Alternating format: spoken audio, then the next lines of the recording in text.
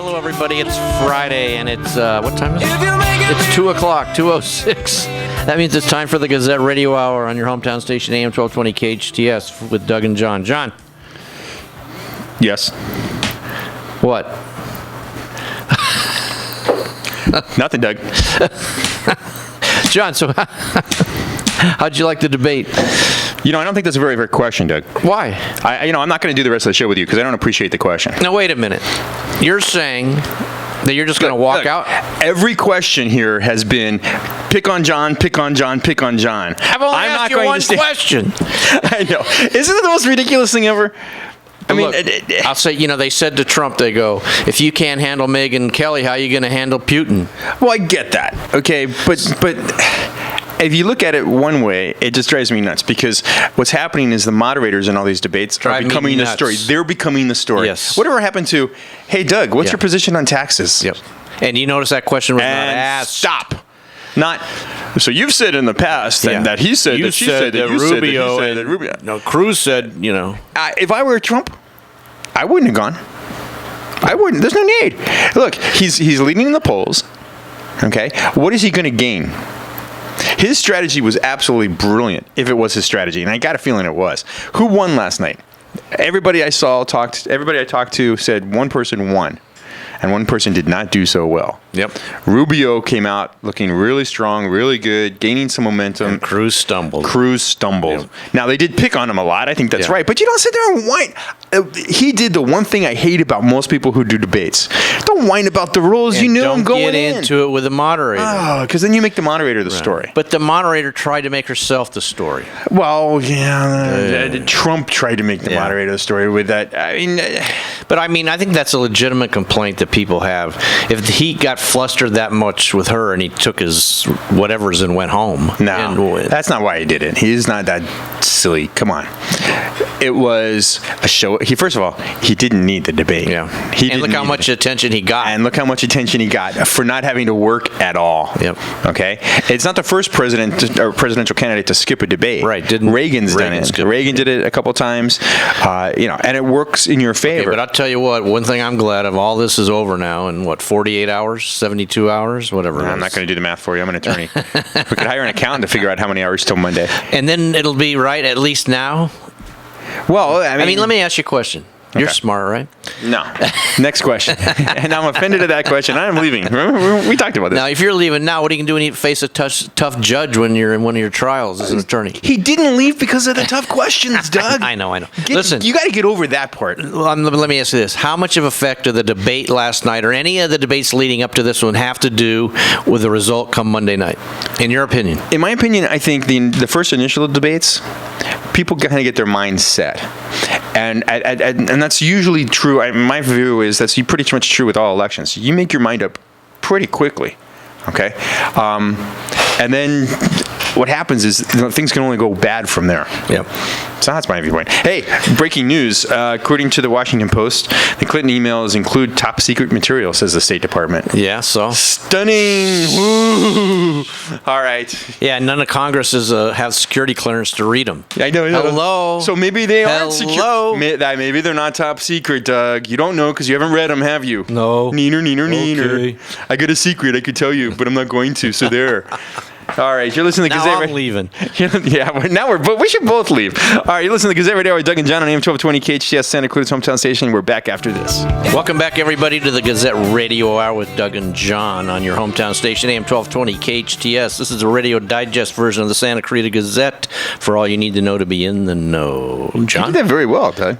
I'd get it right once per show. Yeah, I guess that was it. So we have a special guest. Yes, we do. We have the candidate for the L.A. County Board of Supervisors, 5th District seat, Catherine Barger. Are you there, Catherine? I sure am. Or do we need to call you Mrs. Barger? What would you prefer?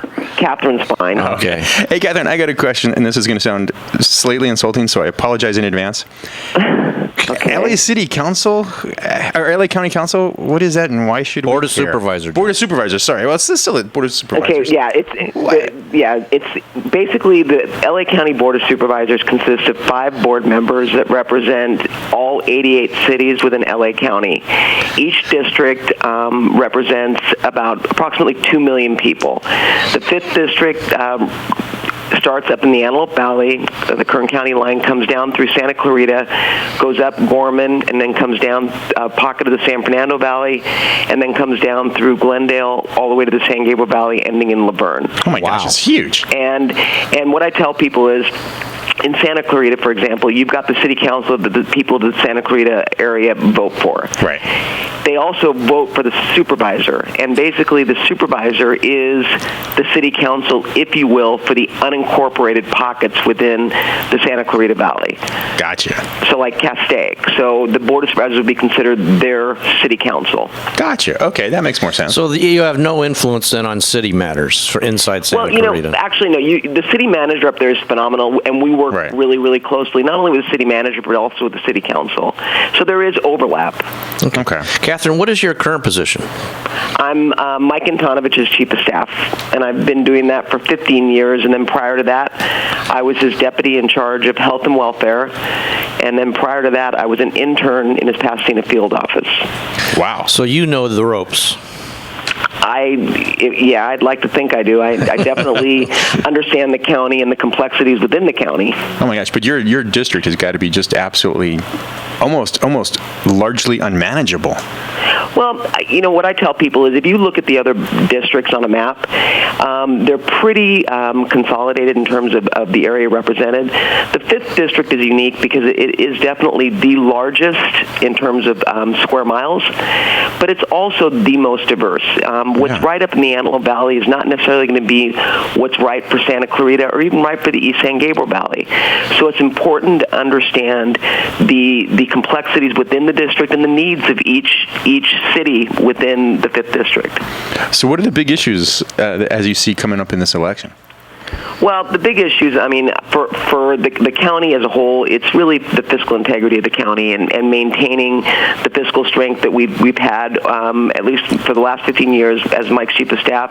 I'm proud of the fact that we've always had a balanced budget, and in years past when other cities, like City Bel Air was giving pay raises and all, we held the line with our unions and didn't give pay raises, and as a result, we didn't have any layoffs or work furloughs, and in fact, we're able to maintain services during the down economic times, and that's because we always set aside reserves to ensure that we have the ability to maintain services. Catherine, what are the burning issues right now, not only locally but nationally, is the minimum wage debate? What is your stand on that? Well, my stand on minimum wage is, to me, it was handled totally wrong from day one. It should not be piecemealed. You shouldn't be going to individual cities asking them to pass a minimum wage, and we did it in the unincorporated area because, you've got Magic Mountain, which is in the unincorporated area, and then across the street you've got the city of Santa Clarita, which does not have minimum wage.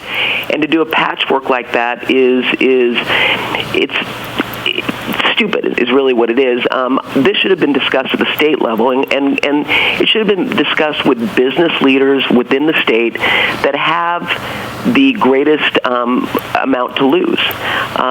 Who better to understand what the economic implications are going to be by passing minimum wage? And that wasn't done. I have a lot of friends in the private sector that say, look, especially in the restaurant business, we pay well because we want our customers coming back. The quality of food's important, but service is equally as important. Exactly. And they were not brought to the table, and they were not asked, what regulations, what red tape can you all cut so that we can put the money back into our business so that we can, in fact, give more to our employees? So will you go on record saying you personally are against minimum wage or in favor of it? I would say that I'm against minimum wage as it stands right now. I think that if in talking to business leaders, if this was discussed on a state level, and not through a proposition, but actually by bringing business leaders in, because while government is good at doing many things, I think in this case, the government should look to the people, the economic engines within the state, to really help us determine, is it going to bring people out of poverty? For example, in LA County, one of the impacts of raising minimum wage was that people that were qualifying for food stamps were no longer going to qualify for food stamps because they were going to be making too much money. And so they're unintended consequences. So, the way it's being rolled out, absolutely, I'm against it. I believe that this is something that, we vote people in to office up in the state, and something happens between when they get voted in and leave their district and go up to Sacramento that they forget who they represent. And that's what we're sending them up to Sacramento to do, to address issues like this, not to have it be forced on local to make determinations and basically put together a patchwork that really undermines, I believe, what the very plan was in terms of pulling people out of poverty. Nobody wants people living in poverty. Exactly. Catherine, our folks were talking to Catherine Barger, the 5th District of the LA County Supervisor candidate. Do you think that when it gets time, when is the minimum wage implemented fully? Is it like in 4 years? It's being rolled out in phases, and so January it's being rolled out. So it's not going up to $15. It's over a 5-year period, so it's going to be rolled out. But my belief is that given what is taking place in the state, I think that there's a push to have it move to a statewide ballot measure. Is what I'm hearing. But, oh my gosh! It's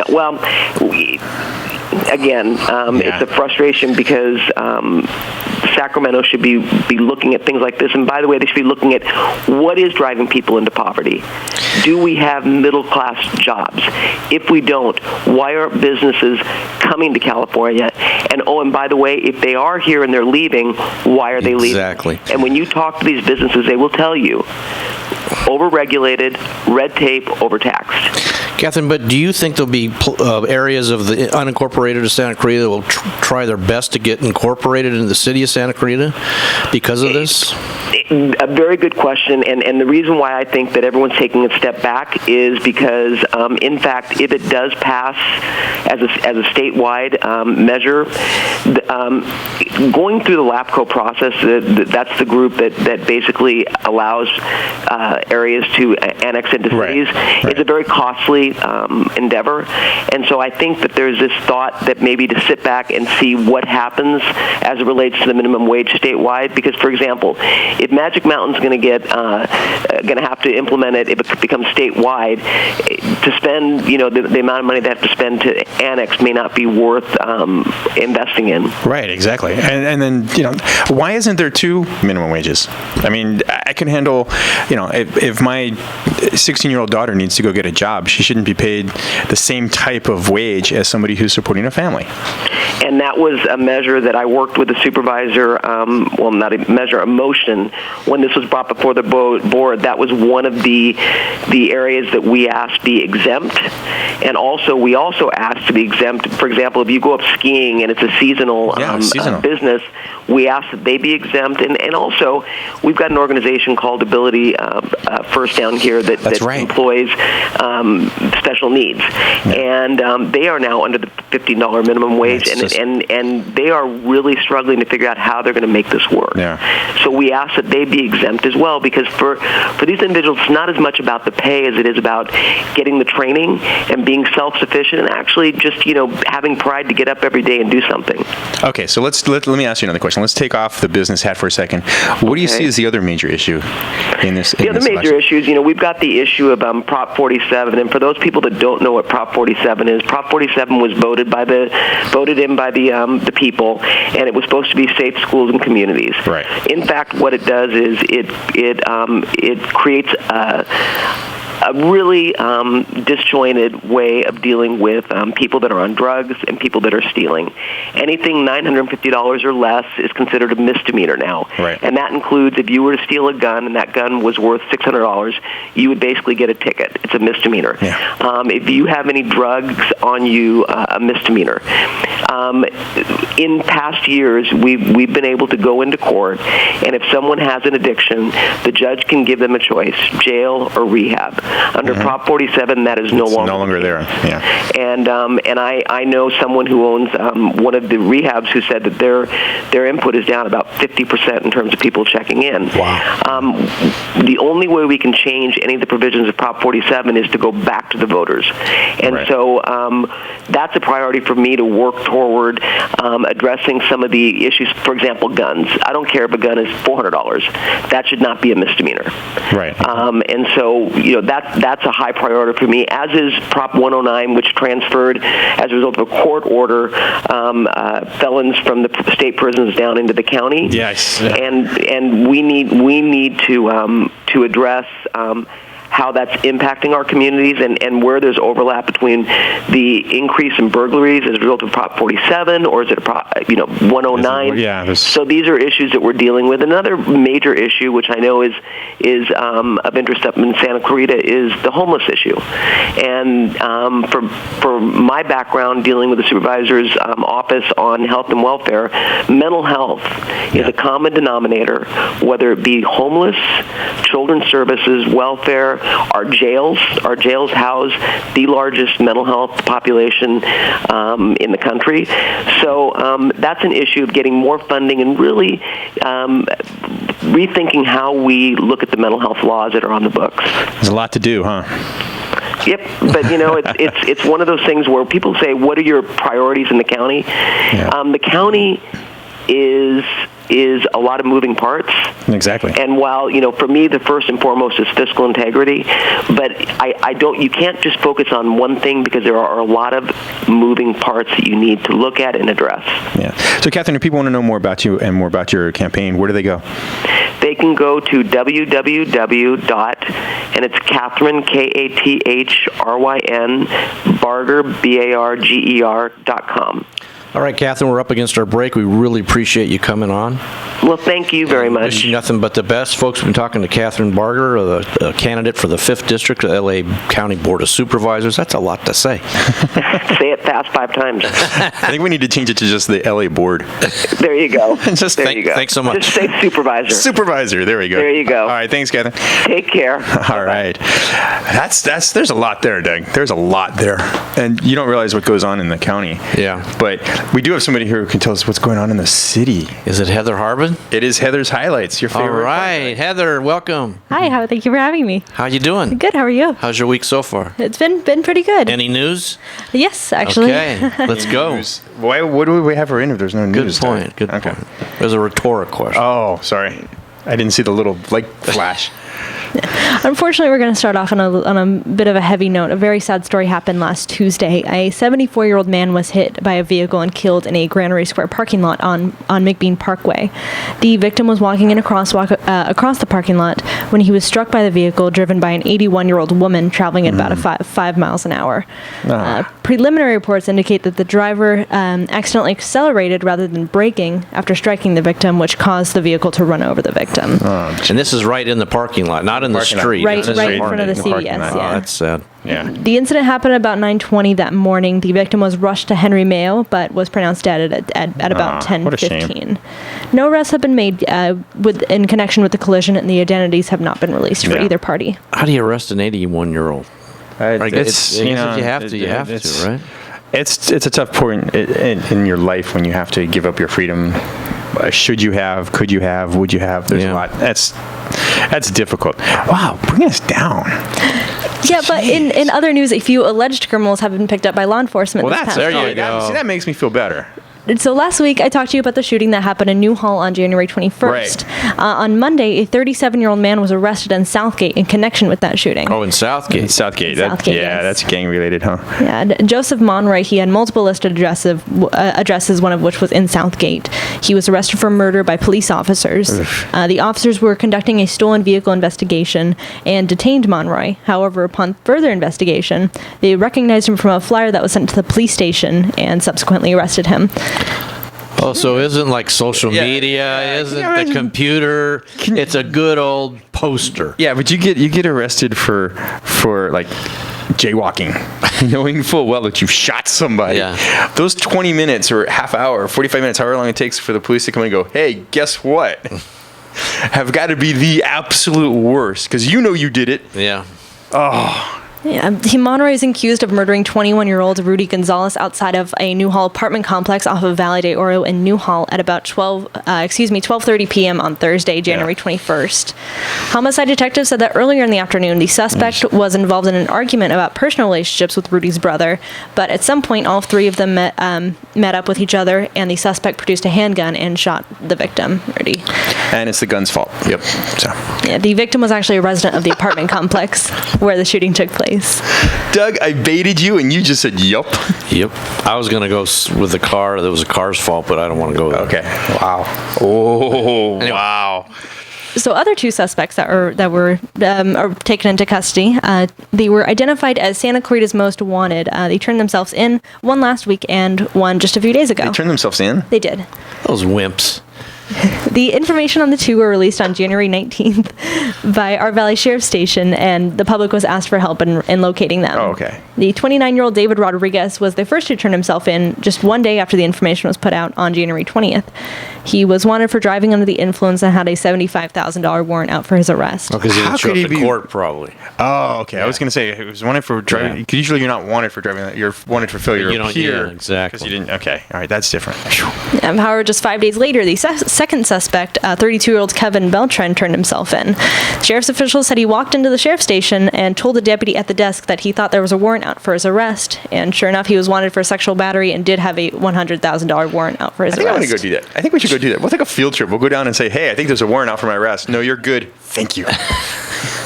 The sheriff's station said they did get a lot of tips from the public, and what they think made the suspects turn themselves in was the peer pressure of having their presence known on social yeah. media. Really? Okay. The other Facebook friends ratted him out. Hashtag, dude, what did you do wrong? That's good. Oh my gosh, what the world we live in. However, in more uplifting sheriff news, one of our deputies here in Santa Clarita was recently named Deputy of the Year That's right. For the whole sheriff department? for the Santa Clarita For the Sheriff's Santa Department. Clarita, okay. the Santa Clarita, yeah. Yeah, Deputy Curtis Foster was recognized for his accomplishments by our city council last Tuesday. The deputy said he was surprised when he received the news that he was chosen for the title, but he was happy they recognized his efforts. Did they say why he got it?